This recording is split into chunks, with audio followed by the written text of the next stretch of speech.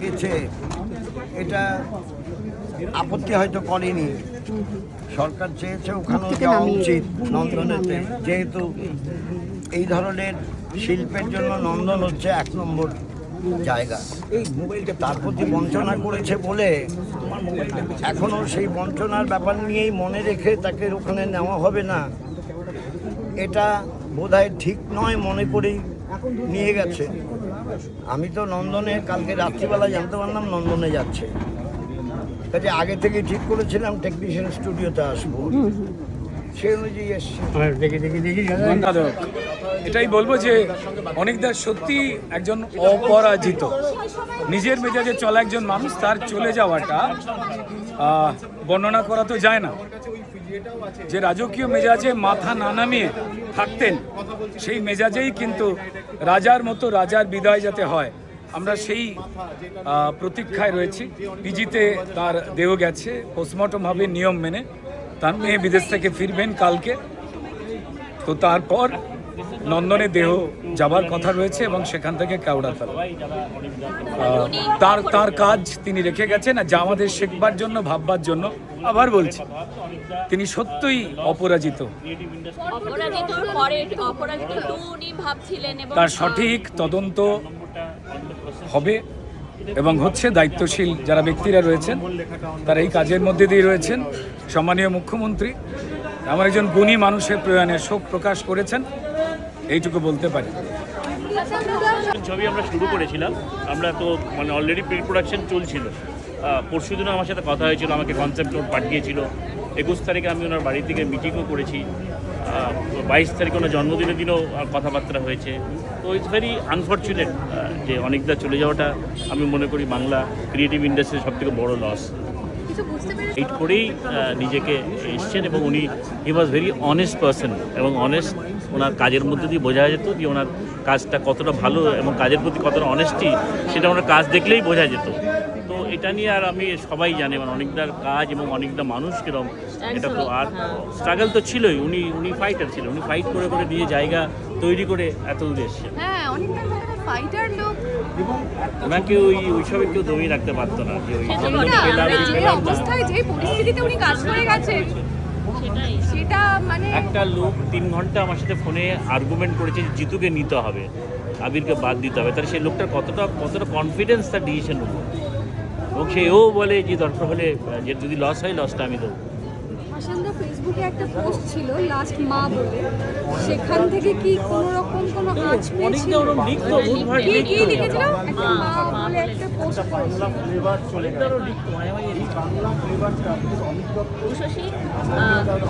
অনেকদার প্রয়াণ এই কথাটা বলতেই ভীষণ আটকাচ্ছে।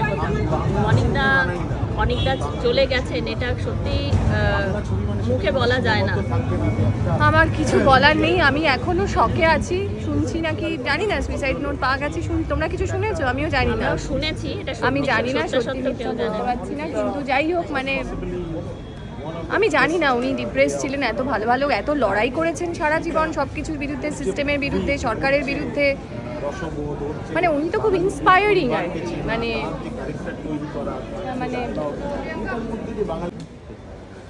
আমরা এক এক করে যারা ভোকাল ছিল তাদেরকে হারিয়েছি, রাহুলদাকে আমরা দেখেছি, এবং আজকে দুজনকেই হারাতে হলো এমনভাবে যেভাবে এদের চলে যাওয়া উচিত ছিল না, চলে যাওয়ার কথা ছিল না। একজন মানুষের অনেক বয়স হয়ে যায়, অসুস্থ থাকেন, প্রকৃতির নিয়মে, জীবনের নিয়মে একদিন তাকে চলে যেতে হয়, সেইটা একটা জিনিস। কিন্তু যেভাবে রাহুলদাও চলে গেল, যেভাবে অনিকদাও চলে গেল, এই চলে যাওয়াগুলো সত্যি মেনে নেওয়া যায় না। আর অনিকদার মতো সত্যি এরকম একজন, আমি তখন যে কথাটা বলছিলাম, অনিকদা মানে কট্টর সিপিআইএমের সমর্থক ছিলেন, কিন্তু আপনারাও নিশ্চয়ই একমত হবেন, রাজ্যে যে কদিন বামফ্রন্ট সরকার ছিল সেই কদিন কাকপক্ষীয় জানতো না যে অনিক দত্ত এতটা সিপিআইএম সমর্থক। মানে উনি ভালো সময়ে যে একটা দলকে সমর্থন করে কোনো প্রিভিলেজ নিতে এসছেন এমন নয়। এখন যেরকম দেখবেন কিছু লোকজন যে কদিন বামফ্রন্ট সরকার তখন বামফ্রন্টের সমর্থক থাকে, তারপরে তৃণমূলের সরকার হলে 21শে জুলাইয়ের মঞ্চে থাকে, আবার যেই বিজেপি জিতলো শপথ নিতে পারলো না, তার আগে বিজেপির নেতাকে ধন্যবাদ আর অভিনন্দন জানানোর জন্য বিজেপি নেতার ফ্ল্যাটে চলে গেল। এখন যে এই ধরনের কিছু তথাকথিত বুদ্ধিজীবী হয়েছে, মানে সেই মানে কি বলবো, সেই মানে এমন এরা মানে ওই পনিরের মতো যে কোনো রান্নায় দুটুকরো দিয়ে দেওয়া যায়, সেই টাইপের বুদ্ধিজীবী ছিলেন না অনিক দত্ত। অনিক দত্ত সত্যিকারের এমন একজন বুদ্ধিজীবী ছিলেন যিনি বুদ্ধি বাজারে বিক্রি করে বেড়াতেন না। পূর্বতন সরকারের সময় ওর ছবি রিলিজের ক্ষেত্রে বহু বাধা এসেছে ওকে নিয়ে, মানে উনি একেবারে নন্দনে ছবি রিলিজ কোনোদিনই করতে পারেননি। এত বড় বড় কালোজয়ী ছবি কোনোদিনও করতে পারেনি না, বানানো একসময় হ্যাঁ। পেরেছেন, কিন্তু তারপরে যখন উনি ফিল্ম ফেস্টিভ্যালে মমতা বন্দ্যোপাধ্যায়ের এত ছবি থাকবে কেন এই প্রশ্নটা তুলেছিলেন, তারপর থেকে আর করতে পারেননি। এবং রিলিজের সমস্যা তো তৃণমূল সরকারের আমলে অনেক পরিচালকের হয়েছে, ওই অরূপ বিশ্বাসদের কল্যাণে আর মমতা ব্যানার্জিদের যে মাফিয়াতন্ত্র চালিয়েছিল। কিন্তু উনি কিন্তু বিশেষভাবে কিন্তু না, এটাতে অনিক affected দত্তের ক্ষেত্রে যেটা মানে আর এক কাটি ওপরে সমস্যা হয়েছিল, উনি সিনেমা রিলিজ করেছেন, তারপরে অজ্ঞাত কারণে সেই সিনেমাকে হল থেকে তুলে নেওয়া হয়েছে ভবিষ্যতের ভূতের ক্ষেত্রে। মানে এরকম ঘটনা আমার তো মনে পড়ে না উনি ছাড়া আর কারোর সাথে ঘটেছিল বলে। রিলিজ করে যাওয়ার পরে সেই সিনেমাটাকে অজ্ঞাত কারণে ফোন মানে লোকের টিকিট কেটে সিনেমাটা দেখতে গেছে, বলছে আমাদের কাছে কর্তৃপক্ষের নির্দেশ এসছে, ওপর মহল থেকে চাপ এসছে, আমরা সিনেমাটা দেখাতে পারবো না। সুপ্রিম কোর্ট অব্দি লড়াই করে সেই সিনেমাকে ফেরানো হয়েছিল। সুতরাং এইগুলো হয়েছে অনিক দত্তের সঙ্গে। প্রতিরোধা অনিক দত্তের এই মৃত্যুতে অনেক রকমের প্রশ্ন আসছে, সেসবে না গিয়ে কি এই যে ডিপ্রেশন বা এই যে একা হয়ে যাওয়ার বিষয়টা, এটা কি কোনো রকম আজ করতে পেরেছিলেন? এখন দেখো মানে এখন মানে ওনার এটা সত্যি কথা বলতে এখন আমার মানে এটা নিয়ে কথা বলতে আমার খুব একটা স্বস্তি হচ্ছে না, কিন্তু ওনার কিছু ক্ষেত্রে মাঝে মধ্যে ডিপ্রেশন ওনার হতো, এটা হয়তো কিছুটা দেখেছি আমি, যদিও সেটাকে নিয়ে খুব বেশি কথা বলতে চাই না। একজন মানুষ তিনি চলে গেছেন, তার একটা প্রাইভেসিরও প্রশ্ন। কিন্তু দেখুন সেই মানসিক অবসাদ বা কখনো মন ভেঙে যাওয়া, কখনো সেগুলো তো আমাদের অনেকেরই জীবনে অনেক সময় আসে, কিন্তু সেগুলোকে যে কখনো ইগনোর করা উচিত নয়। বা আশপাশের মানুষ হিসেবে আমি বলতে পারি, আমি নিজের কথা, আমার নিজের খুব অপরাধ বোধ হচ্ছে, নিজের খুব গিল্টি লাগছে। আমার মনে হচ্ছে যে আমার হয়তো উচিত ছিল আরও যতটা নিয়মিত যোগাযোগ ছিল তার থেকে বেশি নিয়মিত যোগাযোগ রাখা, কথা বলা। বা গত কয়েকদিন ধরেও এখন ভাবতে গেলে মনে হচ্ছে যে ফেসবুকে কিছু দু একবার পোস্ট করেছিলেন, যেগুলো দেখলে মনে হয়েছিল যে মানে এখন মনে হচ্ছে যে সেগুলোকে সেই মুহূর্তের একটা মন খারাপ হিসেবে ইগনোর না করে হয়তো যদি ওটাকে আরেকটু গুরুত্ব দিয়ে তখন একবার চলে যেতাম, কথা বলতাম। এখন কিছুটা নিজেকেও দোষ দিতে ইচ্ছে করছে। আমার ধারণা এটা আমার মতো আরও অনেকেরই হয়তো হচ্ছে, কিন্তু এখন নিজেদেরকে সেই ব্লেম করা ছাড়া আর আমরা কী বা করতে পারি। আচ্ছা, দিনের সাথে কাকে লাস্ট কথা হয়েছিল তখন ওই যেরকম কথা হয় জেনারেলি অনেকে, উনি ওই ওনার পরের ছবিটা করার কথা প্ল্যান করছিলেন, উনি একটা মিটিং করলেন, তার মধ্যে আমি সেই মিটিংটা থাকতে পারিনি। আমি সেদিন মুর্শিদাবাদে ছিলাম বলেছিলেন যে আমি ছবি ভাবছি, যেটা উনি আমার যেটা শুনে খুব ভালো লেগেছিলো। উনি সেটা খালি সেই দিন নয়, তার আগেও একদিন বললেন যে আমি এখন শরীরটা আগের থেকে ভালো আছে, আমি মনে হচ্ছে আমি সিনেমাটা ভালো করে করতে পারবো। কারণ তার আগে ওনাকে বেশ কয়েকবার বলতে শুনেছি যে আমি আর হয়তো সিনেমা করতে পারবো না। তখন আমরা বলতাম, হাসানদা বলতো যে কেন পারবেন না, এরকম কেন বলছে। মানে ইভেন এরকম হলো যত কাণ্ড কলকাতা যেদিন রিলিজ করছে, হাসানদা আমায় বললো যে দেখো অনিকদাকে তুমি রাজি করাও, আর অনিকদা যদি রাজি না হয় আমি কিন্তু অনিকদার পারমিশন না নিয়ে আমি অনিকদার পাশে দাঁড়িয়ে আমি আজকেই ডিক্লেয়ার করে দেবো, আজকেই আমরা অ্যানাউন্স করে দেবো ওনার পরের সিনেমা। উনি তাতে পরে চেঁচাবেন যা ইচ্ছা করবেন, তুমি ওনাকে বলে রাজি করাও। তো আর উনি খালি বলতেন না আমি আর সিনেমা করতে পারবো না। কিন্তু সেই অনেকটাই একবার বললেন যে আমি একটু আগের থেকে এখন সুস্থ বোধ করছি, আমি পারবো সিনেমাটা তৈরি করতে। সেই দিকে এগোচ্ছিলেন না, তার মধ্যে হঠাৎ করে এরকম হয়ে গেল। আর কি বলবো, মনের সুখে নন্দনে রিলিজ করতো, কেন আমাদের এটুকু সুযোগ আর দিল না? আমার রাগ হচ্ছে এখন অনেকের। কদিন আগে অব্দি 6 মাস আগে অব্দি ওর সাথে আমার কথা হচ্ছে, কেন আমাদের এই সুযোগটা দিল না? নন্দনের দাপটের সিনেমা রিলিজ করাতাম। ঠিক আছে, ঠিক আছে দিদি, ঠিক আছে দিদি। মনে করেছেন যে এটা বড় ব্যাপার।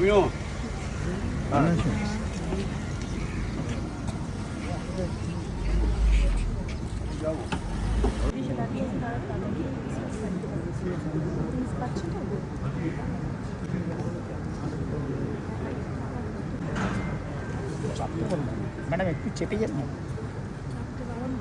সরবেই না, বলা হচ্ছে অনেক বড় বড় টায়ার।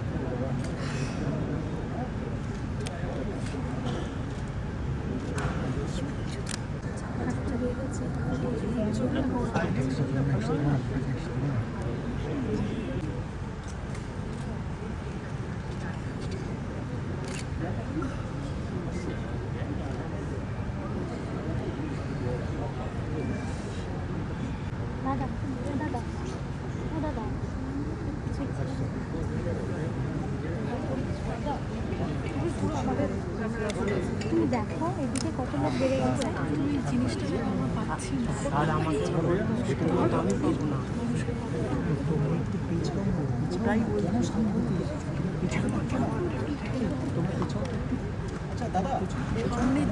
কিছু হয় পিছনে না পেছনে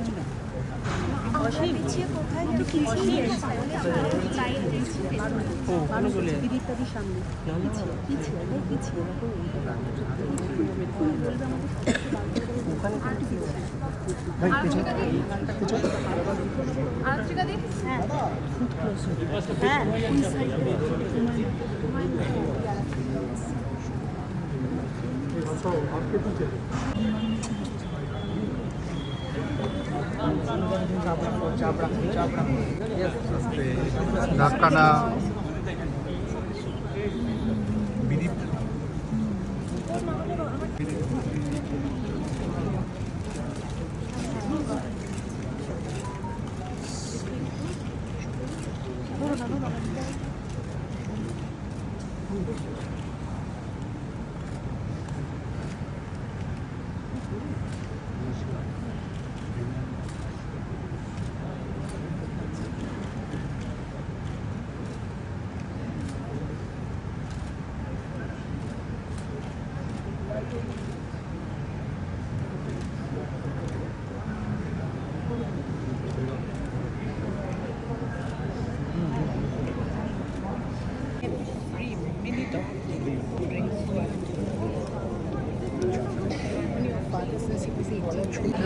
beauty of it.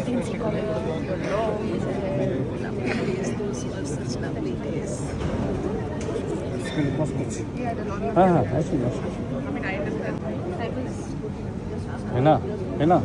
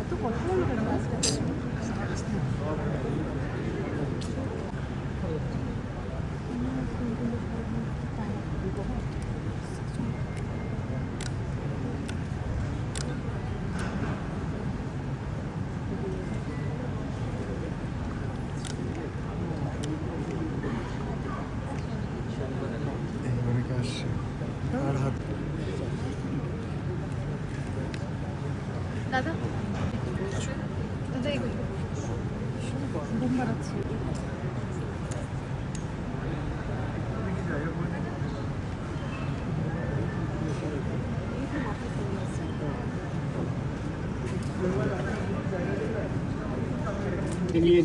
বাংলার মানসিকতার ওপরে আঘাত, বাংলার ক্ষতি। ঠিক আছে যেখানে নামলেন ওখানে আসবেন, যেখানে নেমেছে উনি ওখানে